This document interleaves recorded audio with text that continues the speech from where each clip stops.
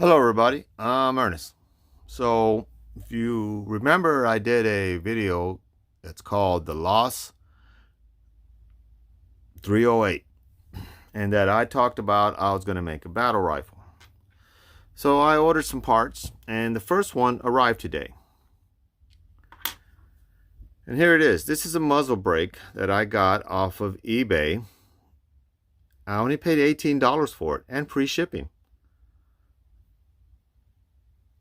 What I was surprised with it is I thought it'd be machined kind of poorly and not made well, but it is actually better than I thought. That's about the size of it. I would say the machining is quite good and very smooth, no jagged edges or anything. Now, this is a shorter version of what they call the tank.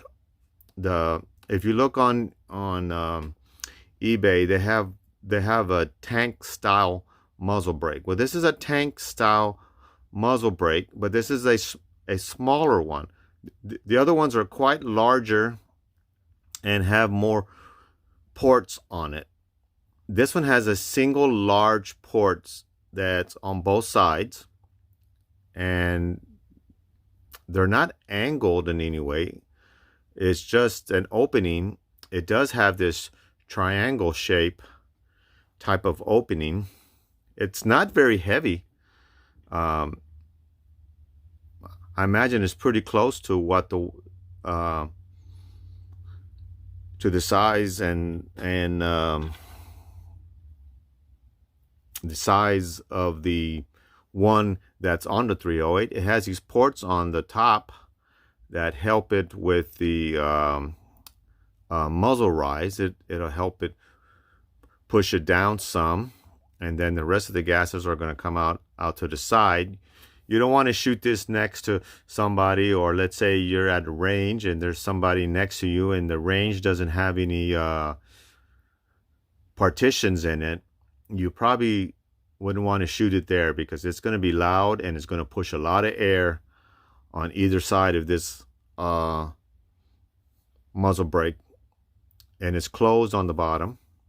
Of course, you don't want that because that just help it go up, and also if you're shooting low to the ground, you'll kick up a lot of dirt. I chose the tank style because I watched some videos of other muzzle brakes, and the tank style seemed to be the best one as far as making a difference in recoil. But I didn't want one of those large ones. So they weigh like a pound or similar to the pound, and the 308 is already a pretty heavy firearm. It comes with a crush washer. It's beveled on one end. I got to figure out which way it goes, if it either, because it's not beveled on the muzzle brake, so I don't know if the bevel goes toward the rifle or the bevel goes toward the muzzle When I take off the old one, maybe it'll give me some clue, because there's no instruction. It just comes in a plastic bag, and you got the washer and you got the muzzle brake. But for $18, I think it seems to be made well, and hopefully it'll make a difference in the recoil and the muzzle rise, and it looks pretty cool. I think, you know, it's got that tank style muzzle that you see on a, let's say, you know, a army tank or somewhat. But let me get ready to install it. On that 308, I think I'm going to call it the redneck battle rifle, because I'm going really cheap with this thing. The upper, I just had it laying around. I wasn't really using the upper, and so I'm trying to do this on the cheap.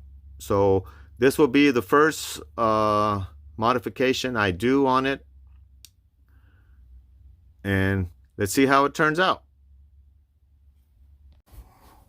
All right, I don't have a vise, So what I did is I placed it on the floor and I put my weight on the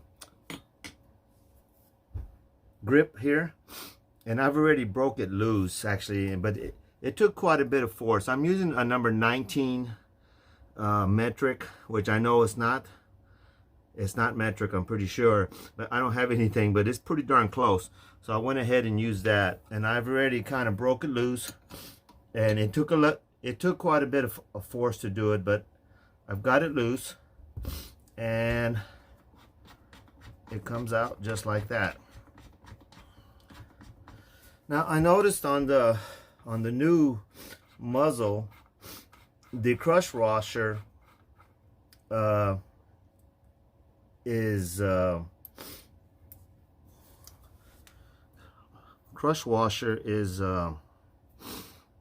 beveled on one end. I wanted to see, so this looked like the beveled end goes, well, at least on this one, the beveled end goes, I don't know if you can see that, seems to be toward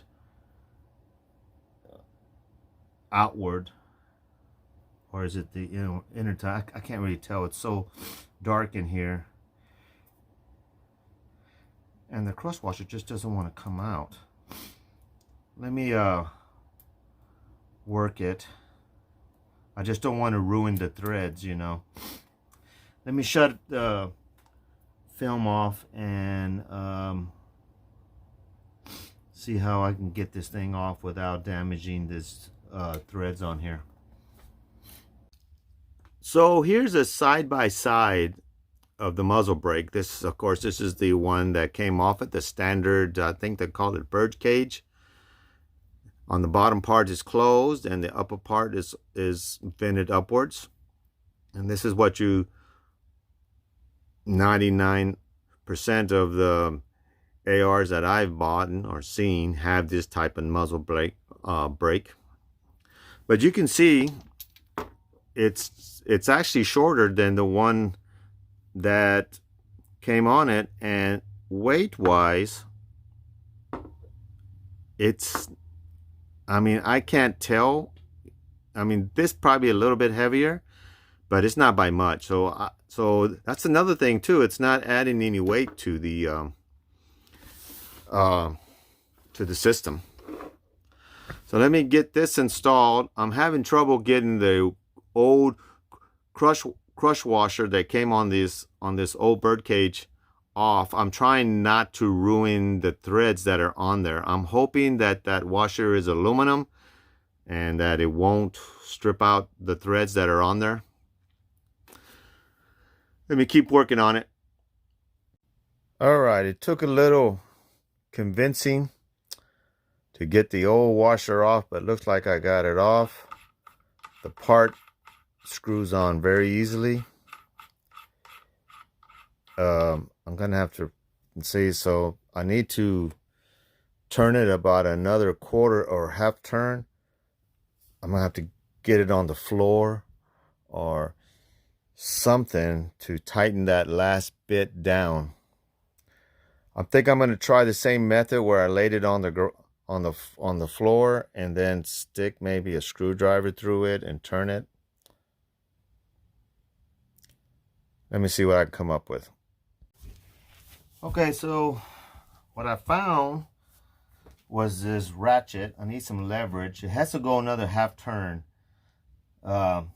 This is really turning out to be a redneck battle rifle after all, because I don't have any of the proper tooling to do this stuff.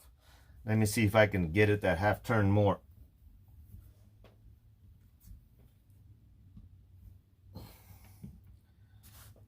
Let's see, that's about, is that about right?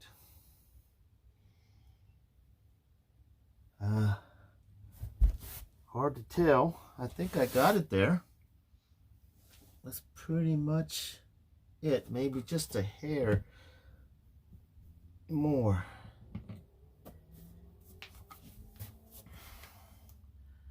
Might have to fine tune it a little bit, but I really don't have, I need to look at it, see if I can get it leveled just right. Okay, well, I got it on there. It looks about level with the gun.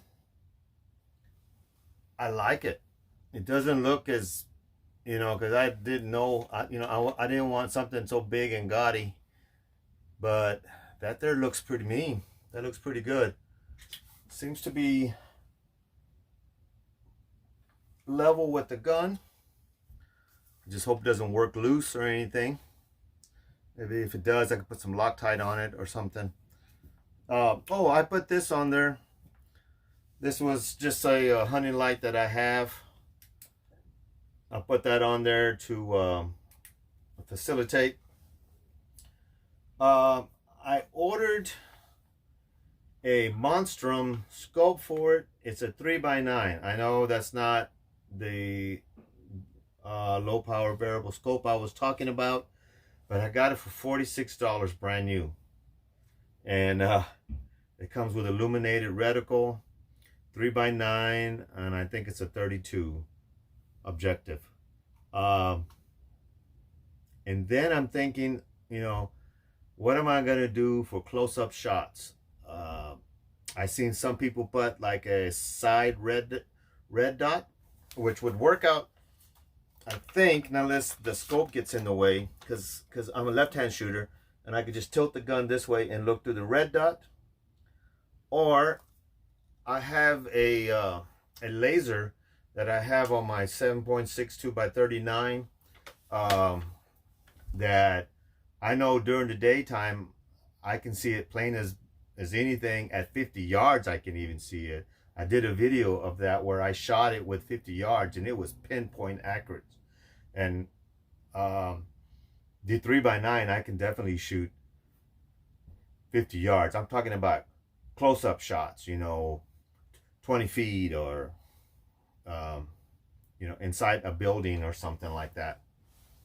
The laser would really work good. I could maybe mount it on the side here, or I can put it here instead of this. The only thing is this is mounted to the gas block. So I don't know how well that would work with heat and whatnot. Now the laser doesn't sit flush; it sits like this. It's offset like that. So it had to get pretty damn hot before it worked its way up. And it being the gas block, I don't know how much of that recoil is going to affect the mount and come loose. It'd probably be better to mount it back here, a red dot or a laser away from the heat. But it's coming together little by little. Oh yes, and I put a extended charging handle on it that I had on the 308 with the 24-inch barrel that I normally use. I just took it off of there and put it on here for now. Yeah, it's looking good. My next video will probably be the scope itself. I also bought I think it's called cantilever mount for it, because I don't think it comes with mounts. This particular one, but I found it for $46. They only it was brand new in the box. They only have one left, and I got the last one. So I bought it because of the price, for $46 a Monstrum. Come on, that's pretty damn cheap. Thanks for watching, and I'll see you next time.